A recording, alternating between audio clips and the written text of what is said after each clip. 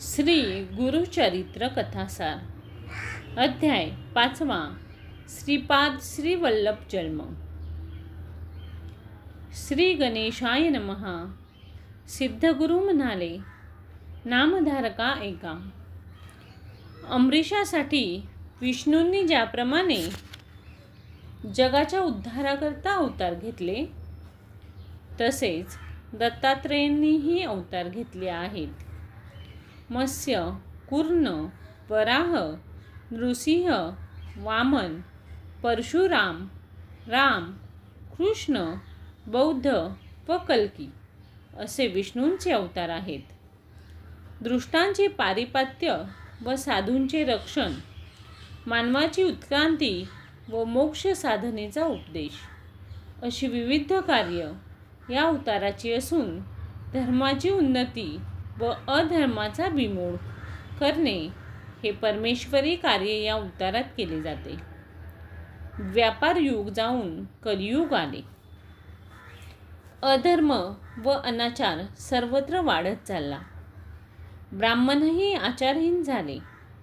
भगीरथांनी सगर पुत्रांच्या उद्धारार्थ ज्याप्रमाणे गंगा आणली, त्याप्रमाणे अवतारी पुरुष जगाच्या उद्धारासाठी येत असतात। पिठापूर नामक नगरात आपळराज नावाचे एक आपस्तंभ शाखेचे ब्राह्मण गृहस्थ राहत असत। त्यांची सुमती नामक भार्या होती। या भार्येने विष्णू दत्तांची आराधना केली होती।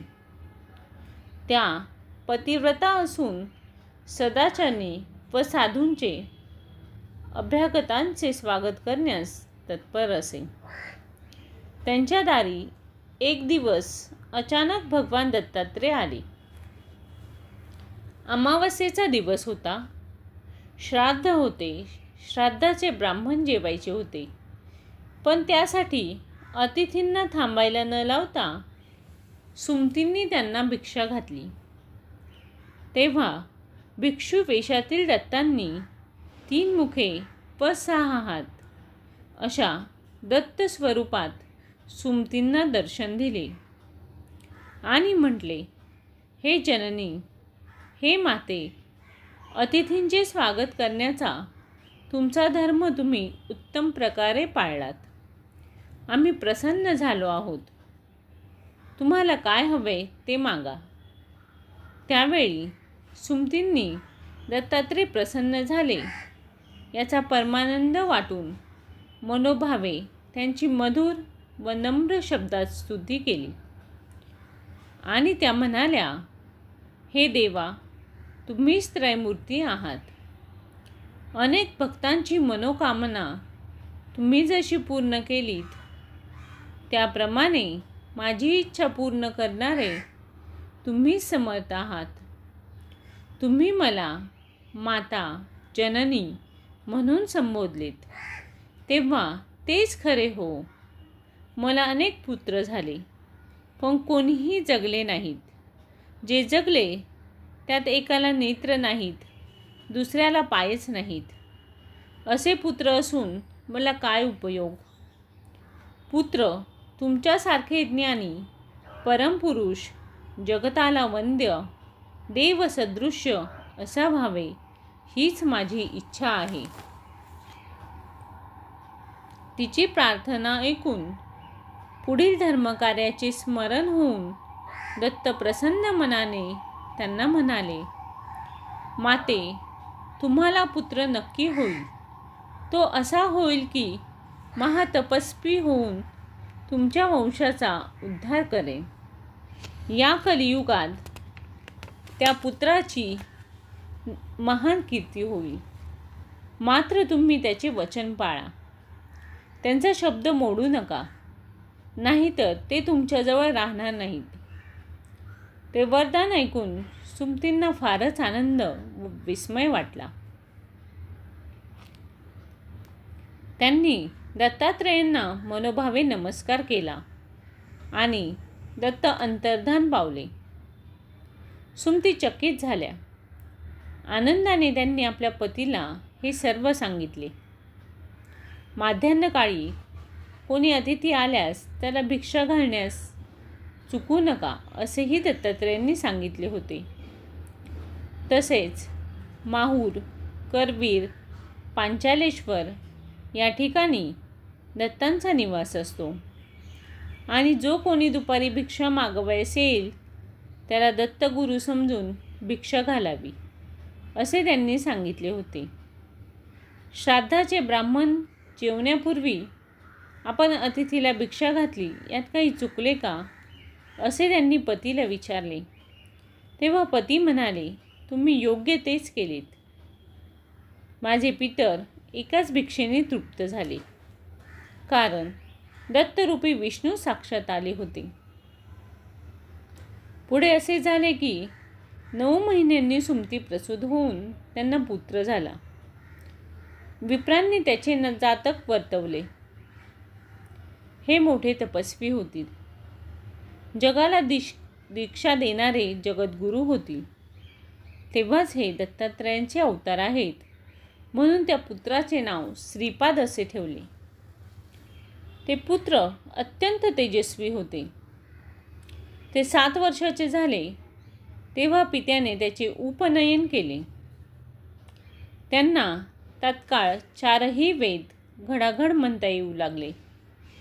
मीमांसा, न्याय आदी दर्शनशास्त्रात ते तत्काळ पारंगत झाले. ते ऐकून सर्व लोक फार चकित झाले. सदाचार, व्यवहार, पापपुण्य, प्रायश्चित्त, वेदांतावर भाष्य असे सारे ज्ञान ते लोकांना सांगू लागले. होता होता ते 16 वर्षाचे झाले. त्यांचे लग्न करावे असा विचार सुमती व अपळराज यांनी केला. आईने मुलाला विचारले, श्रीपाद, आता तुमचा विवाह करायला हवा नाही का? त्यावर ते म्हणाले, आई, विरक्ती नावाची स्त्री आहे तीच मला योग्य आहे. तिच्याशिवाय अन्य स्त्रिया मला माते समान आहेत. मी तपस्वी ब्रह्मचारी आहे. योगरूपी श्री हीच माझी पत्नी. श्रिया वल्लभ असे माझे नाव आहे. आता माझे नाव श्रीपाद वल्लभ असे आहे. मी आता घरातून निघून उत्तरेकडे जाणार आहे. आई वडिलांना दत्तांचे वचन आठवले. या मुलाचा शब्द आपण मोडला तर विपरीत काहीतरी होईल, तेव्हा त्याला अडवून चालणार नाही. विचार करून ते त्यांना म्हणाले, तुम्ही आम्हाला आमच्या म्हातारपणी सांभाळाल अशा आशेवर आम्ही होतो. पण तुम्ही जात आहात, आम्ही तुम्हाला अडवत नाही. आपल्याला पुत्र वियोग होणार म्हणून आई दुःख करू लागली. ती म्हणाली, बाळा, माझे 2 पुत्र अंध व पंगू आहेत. तुम्ही आमचे दैन्य दूर कराल अशी फार आशा होती. तेव्हा श्रीपादांनी आपल्या दोन्ही भावाकडे अमृतमय कृपादृष्टीने पाहिले. त्यावेळी असा चमत्कार झाला की दोन्ही मुलांची व्यंगे नष्ट होऊन ते सुदृढ व सुंदर झाले आणि त्याच वेळी ते महान ज्ञानीही झाले. ते तत्काळ धावत जाऊन आई वडिलांच्या पाया पडले.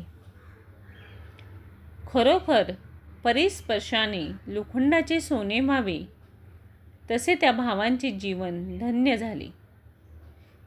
श्रीपादांनी त्यांना पुत्र पौत्र होतील, सुखाने नांदाल, जनकजननीची सेवा कराल, ज्ञानी व्हाल व शेवटी मुक्त व्हाल असे आशीर्वाद दिले. त्यांनी मातापित्यांना आश्वासन दिले, हे दोघे पुत्र शतायुषी होतील. त्यांना कन्या व पुत्र होतील. त्यांच्या घरी अखंड लक्ष्मी नांदेल, मोठी कीर्ती होईल. वेदशास्त्रात पारंगत असे वंशज होतील. आता मला निरोप द्या. मी उत्तर दिशेला जात आहे. अनेक साधू संजनास मी दीक्षा देणार आहे. असे सांगून श्रीपाद श्रीवल्लभ घरातून बाहेर पडले व तेथेच अंतर्धान पाहून गुप्त रूपाने काशी क्षेत्र गेले. तेथून बद्रिकाश्रमात गेले. तेथे नारायणांचे दर्शन घेऊन कार्य करण्यासाठी भूलोकी आपण अवतार घेतला आहे असे त्यांनी सांगितले व तेथून गोकर्ण क्षेत्रात एकदम निघून गेले. ही कथा ऐकून नामधारकांनी सिद्धांना प्रश्न केला. तो कथाभाग पुढील अध्यायात वर्णन करण्यात येईल.